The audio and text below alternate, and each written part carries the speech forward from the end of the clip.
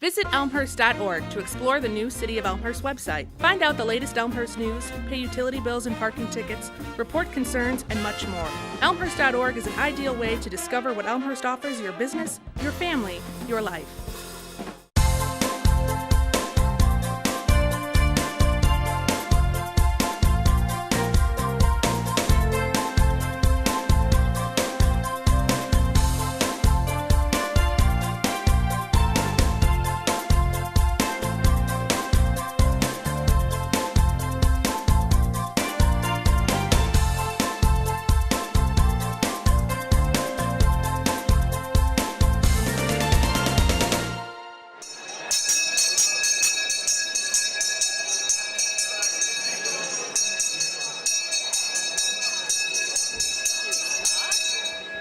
Welcome, everyone, to the 43rd Annual Elmhurst College President's Breakfast.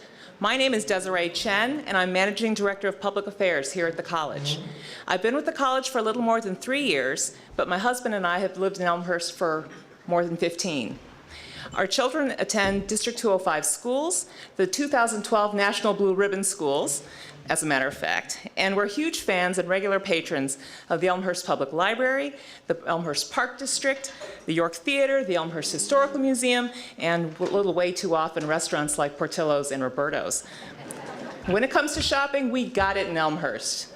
So I'm delighted to welcome representatives from the many institutions and organizations that make living here so special. And I'm pleased to recognize them and all of you as friends and supporters of Elmhurst College. It's my pleasure to be here with you this morning, and I thank you for giving up part of your Saturday to spend it with us here and with each other. So at this time, I'd like to invite our chaplain, Reverend Scott Matheny, to come and give the invocation. Thank you.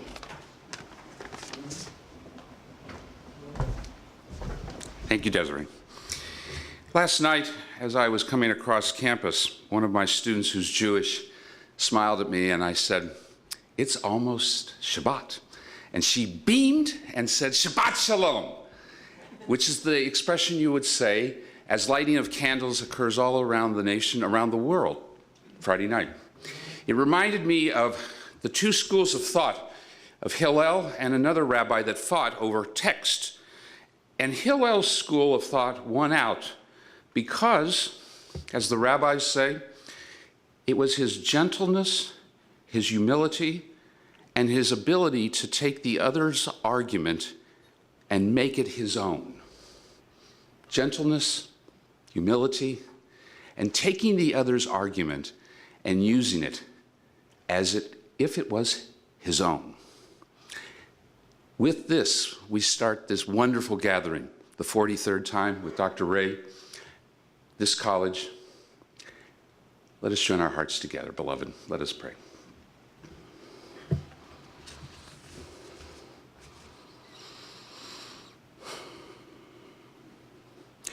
You, Almighty God, have given us this college, a sacred place, that it might be a common ground for many to gather. And so for this day, set it aside as it is sacred, a common place, a place to stand, a place to grow. For indeed in the Proverbs we hear the text, "With her first fruits of her labors, she plants a vineyard." May these who plant vineyards around this community, this college, this nation, gathered are those who labor in the vineyard day in and day out. May we offer our first fruits and be able to stand with grace, beauty, humility, and argue others' points, that we might be bound together as a college and a community, and that we might take this time with thankfulness and joy, that we might be a blessing, not to just each other, but to all. Bless this food, our time together, for it is in moments like these, gracious God, that we understand the sacredness and the holiness that we have been fashioned in. With all this, we give thanks. Amen. Shabbat Shalom. Have a great day, beloved. Thank you, Scott. Now it's my great pleasure to introduce the 13th president of Elmhurst College, Dr. S. Allen Ray. Thank you.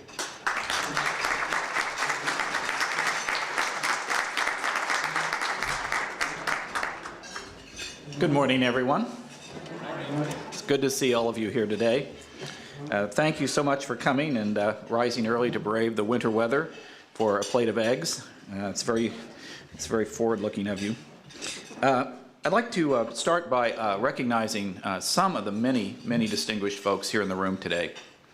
Particularly to begin, the trustees of the college who are with us. As I call your name, if you would please stand and we'll recognize you collectively. We have Alan Brinkmeyer, the class of 1976, who's with us. We have Wes Beckton, Joel Herder, class of 1961, Hugh McLean, and Ed Momkus, class of 1974. Would you join me in recognizing these leaders?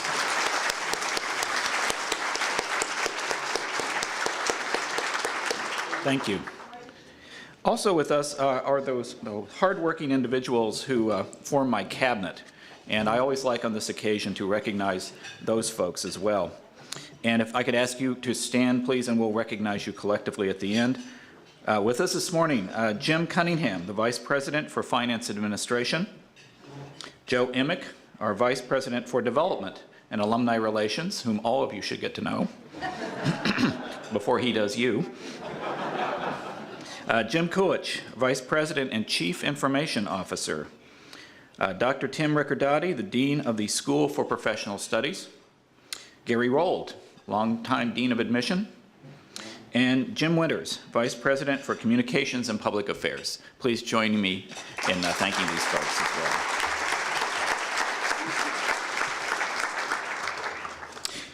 We have a wealth of leaders. I can only acknowledge, unfortunately, some in the time that we have. But I would ask that the following state leaders please rise, and we will recognize you collectively as well. With us is State Representative Patty Bellock, State Senator Tom Cullerton, State Senator Kirk Dillard, Clerk of Circuit Court DuPage Chris Kacherubis, and DuPage County Board Member Pete DeCiani. Please join in thanking these folks for taking time out of their day. And I would like to extend a thanks to the many municipal officials who have joined us this morning. I appreciate your support of the college more than you know. We also would be remiss without recognizing Charlotte Muschow, the chairperson, and the members of the Elmhurst College and Community Organization who have been with us all of these many years. And so college and community, from one C to another, thank you all for your support of the college and our students. Could I ask EC&C to stand? If you're a member of EC&C, would you rise, please?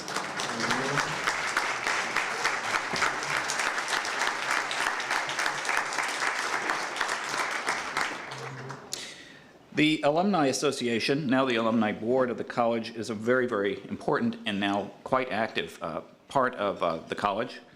I'd like to ask if the Alumni Board members and also all of our Elmhurst College alumni would please rise. If you're an alum or a member of the association, please stand and we can recognize you. Thank you for coming.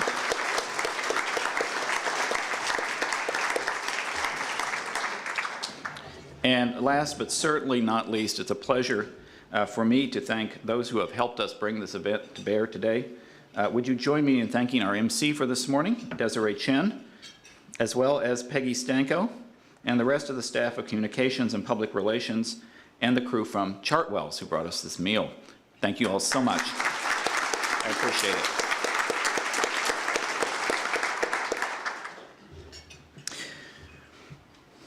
It has become my custom at this annual event to tell you about the state of the college, its cultural events, its enrollments, faculty hires, and new programs. This year, however, I want to focus on a single initiative that stands out and stands to have a dramatic long-term impact on the college and its future, and therefore perhaps may be of interest to all of you. That initiative is our new School for Professional Studies, or SPS as we call it.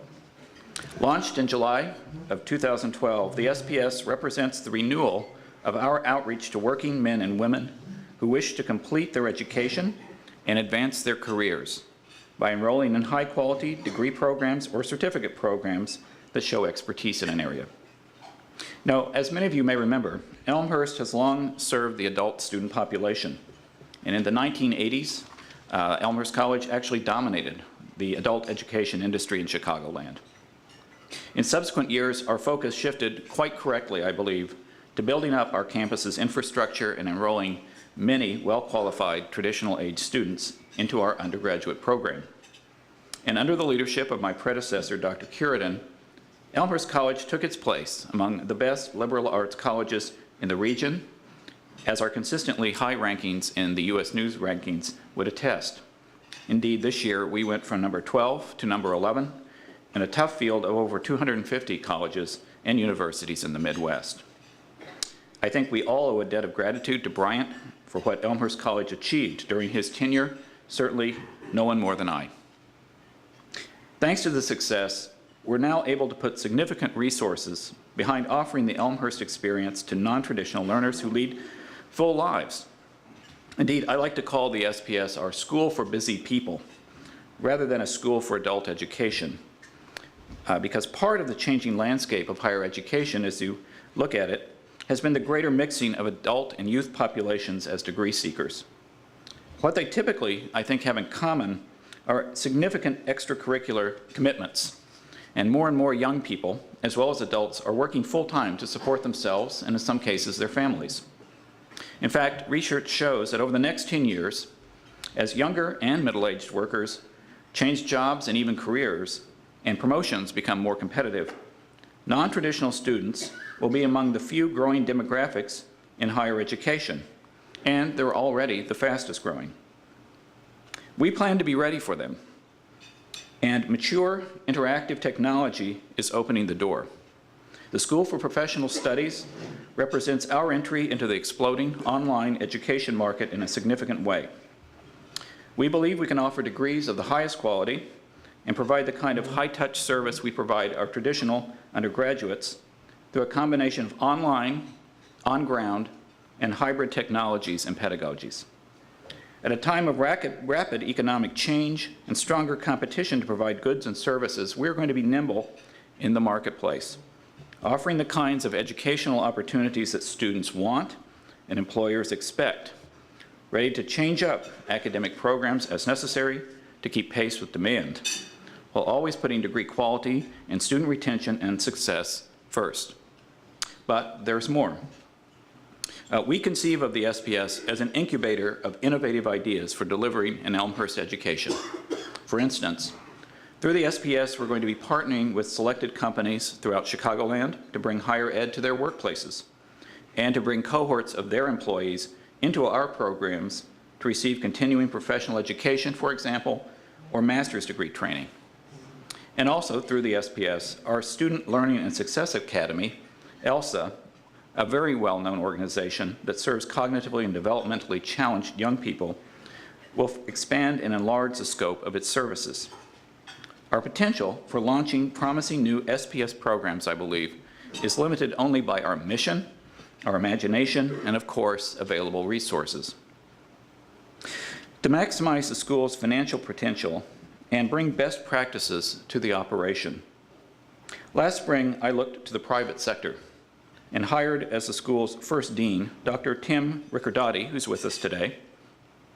Tim spent most of his pre-Elmhurst career in a succession of increasingly responsible senior positions with DeVry University. In fact, it was Dr. Riccardotti who successfully introduced online learning to DeVry over 20 years ago, and now he works for us. Though only launched last summer, the SPS is off to a very promising beginning. We've increased the number of course starts each year from 2, fall and spring, to 5. Why?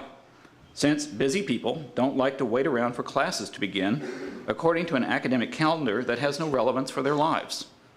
When someone decides to go back to college in April, they're not going to hang around to start in September. All right? It makes sense. They want starts when they're ready to go. An elected cohort of the college's tenured faculty is responsible for program and course approval in the SPS. And many of our regular faculty have demonstrated their eagerness to offer online courses through the SPS and have signed up and completed the required training for that. Several new master's degrees have been approved and are slated for course instruction, as well as specialized certificates in subjects ranging from mobile app design to GIS systems to game design to interfaith pastoral care. We're also preparing to offer our first courses from an off-campus location at the University Center of Lake County, where we believe there is an underserved market for higher education. Behind the scenes, we've invested in a state-of-the-art learning platform and other technologies that are appropriate to drive our online courses and, importantly, robust online support services. At a time when for-profit universities have been criticized for fleecing their students, we see our high-touch student support services as a market distinguisher. And in front of the scenes, as it were, we've engaged the national firm of Lippman Hearn to handle the marketing of SPS programs and courses. From a mission perspective, our goal is to expand the ever-widening circle of Elmhurst College for a new age, in new places to new populations, meeting people where they are in life rather than where we are. What an amazing idea. While hewing to our core values and identity as a strong Chicagoland liberal arts college committed to twining intellectual excellence and professional preparation. I stress that any degree program or course offered through the SPS must be congruent with our mission, our values, and our strategic vision. That's the mission perspective. From a financial perspective, our goal is to generate very substantial, sustainable revenues, net revenues, to enable our traditional undergrad program to flourish and thrive. In the parlance of business, by founding the School for the Professional Studies, we're creating a 21st century means of disseminating new educational products, if you will, the sale of which will help subsidize our strategically driven, present and foreseeable operating costs here on this campus. That's a very important point to realize. Elmhurst College is an extremely well-regarded, highly ranked, and much in-demand institution of higher education, with a dedicated faculty devoted to close, educationally productive interactions with our students, and, as you know, set on a beautiful 48 acres in the safe, attractive, and people-centered community. Our reputation here, and yes, around the country, has literally never been greater, and I want to keep it that way. The SPS is no rival to our traditional college. The two are complementary.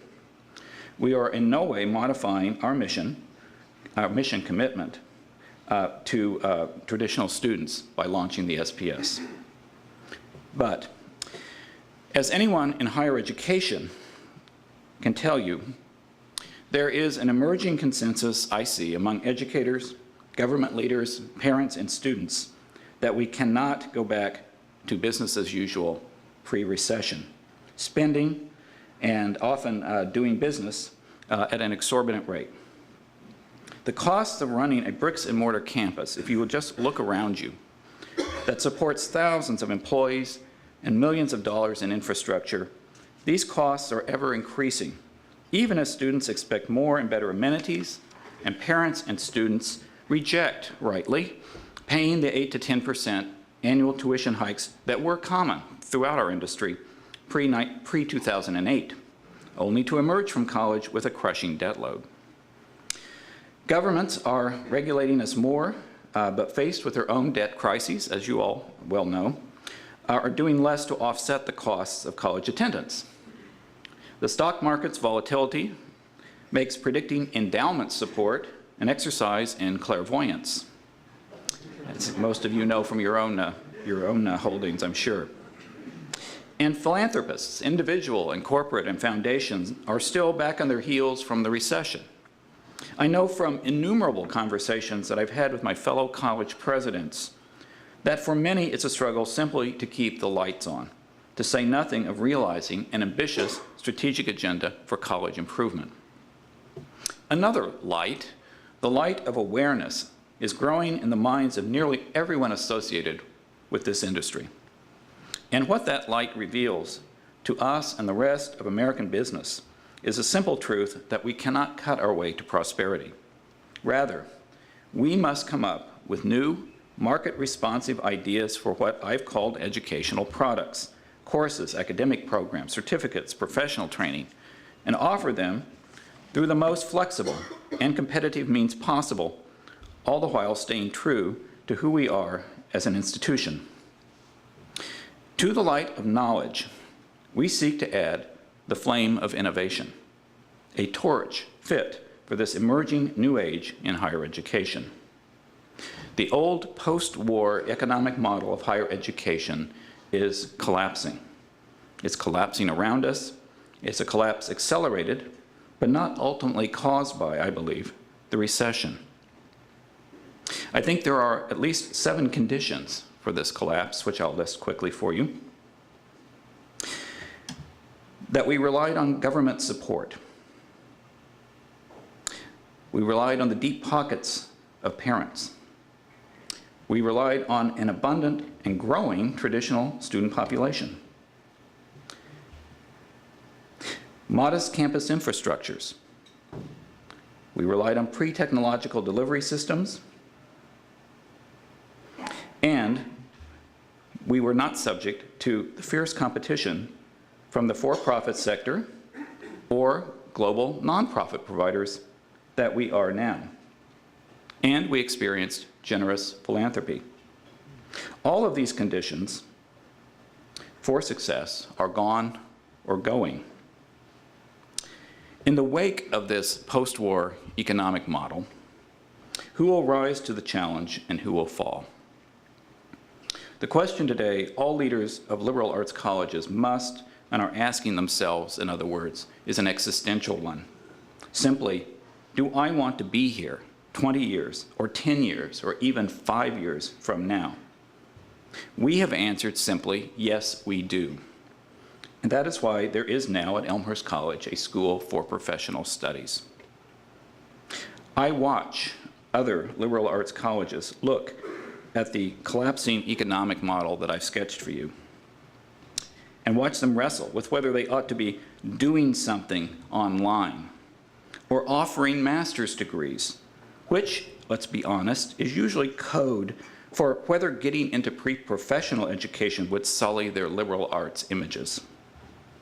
While we at Elmhurst have capitalized on a long history of combining liberal learning with pre-professional education.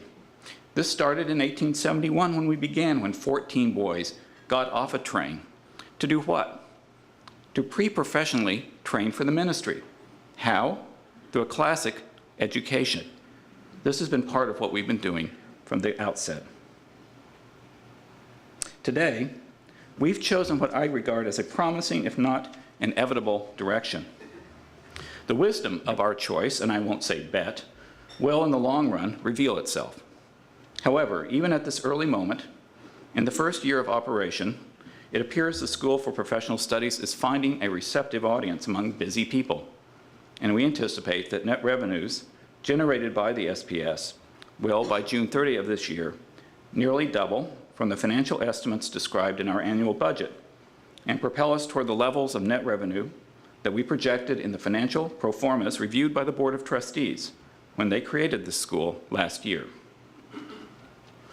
In conclusion, I'd like to stress that your continued support is crucial to our success, because without the faith and commitments of all of you, state and community leaders, our friends in business, community neighbors, we absolutely cannot remain the very desirable college destination that we so clearly are.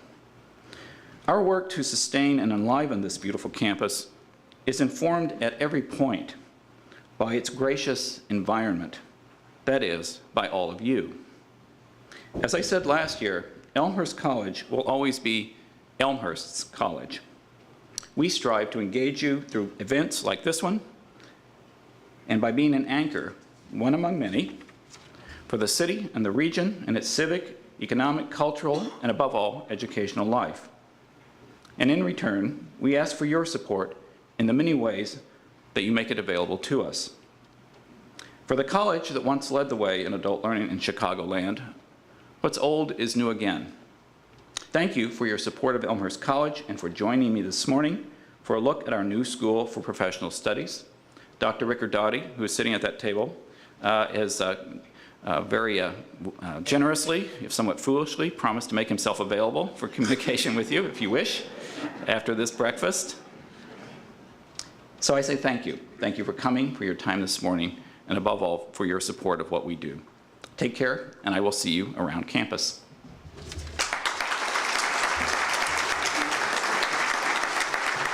Thank you.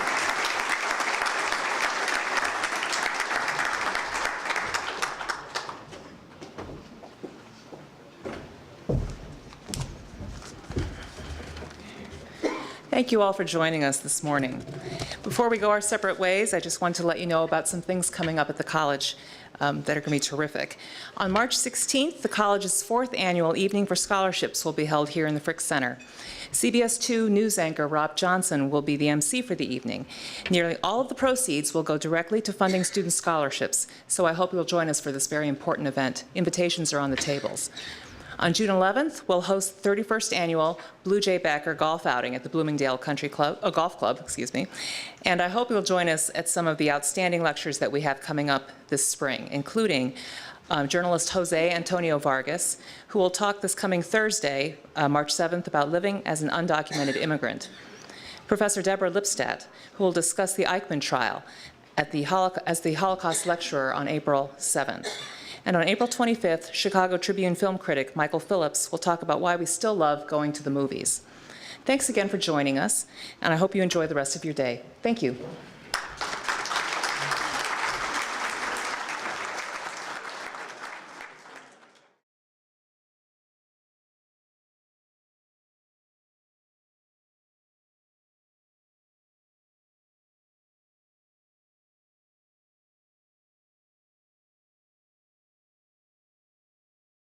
Hi, I'm John Quigley, President and CEO of the Elmhurst Chamber of Commerce and Industry. In these challenging economic times, it's imperative that our residents and businesses band together to not only shop Elmhurst, but buy Elmhurst whenever possible. We have great stores in our city center, Spring Road, Butterfield Road, York and Villette Streets, St. Charles and Route 83, North Avenue and Lake Street, along North York and even Grand Avenue. I ask for your help. Let's keep our tax dollars in Elmhurst. The Churchville Schoolhouse opens the door to the best education in history. Visitors to the Churchville Schoolhouse take a step back in time to watch history unfold in a restored National Register of Historic Places property that dates to the Civil War era. Students of today walk in the footsteps of local farm children from the early days of DuPage County for an authentic living history experience led by a schoolmarm of the early 1900s.